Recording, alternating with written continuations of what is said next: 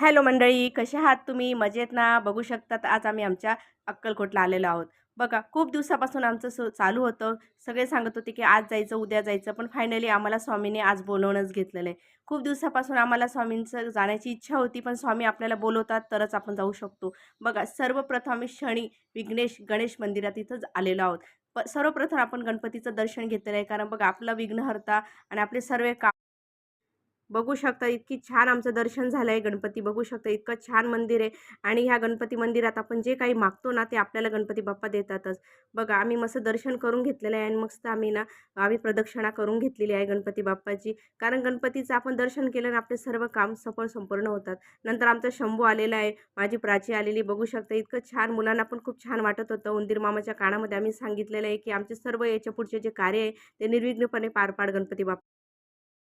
बघू शकतात आता आम्ही अन्नक्षेत्रात आलेलो आहे. स्वामींचा महाप्रसाद खाण्यासाठी आलेलो आहे. कारण तिथला प्रसाद खाण्यासाठीच आम्ही येतो. कारण तिथला प्रसाद इतका चवीला, इतका सुंदर लागतो मित्रांनो, तुम्हाला काय सांगू. कारण स्वामींची प्रचिती, स्वामींचा आशीर्वाद, स्वामींची भक्ती त्या प्रसादामध्ये अक्षरशः असते. म्हणून आम्हाला असं वाटतं, की तो प्रसाद कधी खावा. मुलांना तर इतका आनंद वाटत होता. माझ्या दोघं मुलांना फार आनंद वाटत होता.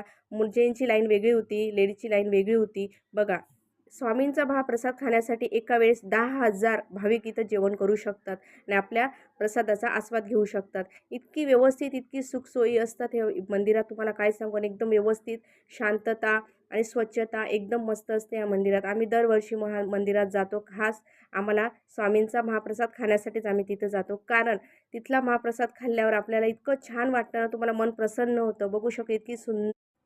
बघू शकतात. बघा आम्ही ना देऊळ बंद पिक्चर बघितल्यापासून कधी अक्कलकोटला जावं आणि कधी स्वामींची प्रचिती घ्यावी आणि स्वामींचं दर्शन घ्यावं असं वाटत होतं मित्रांनो. बघा आम्ही आता स्वामींच्या पादुकांचं दर्शन घेतलेलं आहे. तिथं माथा टेकवलं आहे. इतकं छान वाटलं ना. स्वामींनी आपल्याला इतकं भरभराट दिलेलं आहे. माझं जीवन खूप तृप्त करून दिलं आहे स्वामींनी. आणि मला एकच असं वाटतं, की मी इतकी नशीबवान आहे, की दरवर्षी मला स्वामी बोलावून घेतात अक्कलकोटला. बघू पादुकांचं दर्शन झाल्यावर आम्ही आता निघालो आहे स्वामींच्या मठात. बघा सायंकाळ झालेली आहे आणि एकदम शांततेने आणि ना एकदम शिस्तपणे तिथं दर्शन होतं. धक्काबुक्की होत नाही. स्वामी आपल्याला एकदम व्यवस्थित दर्शन करून घेतात. बघा आम्ही आता दर्शन घेऊन बाहेर आलेलो आहे. नंतर स्वामींची गादी, बघा स्वामी इथं आपले विराजमान व्हायचे, स्वामी तिथं आराम करायची, ती गादी आम्ही बघितलेली आहे. नंतर आम्ही चंदनाचा टिळा लावलेला आहे. मग मंदिरात आम्ही बसलेलो आहे. कारण मंदिरात बसल्यावर इतकं छान वाटतं ना. सायंकाळ झाली होती, आरती घेतली आम्ही तिथं, थोडी मस्त गप्पा वगैरे मारल्या. खूप आनंद वाटत होता. असं वाटतं घरी जायचंच नाही तर स्टे करावा.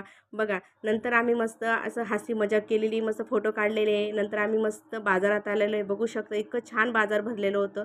तुम्हाला माझा ब्लॉग आवडला असेल तर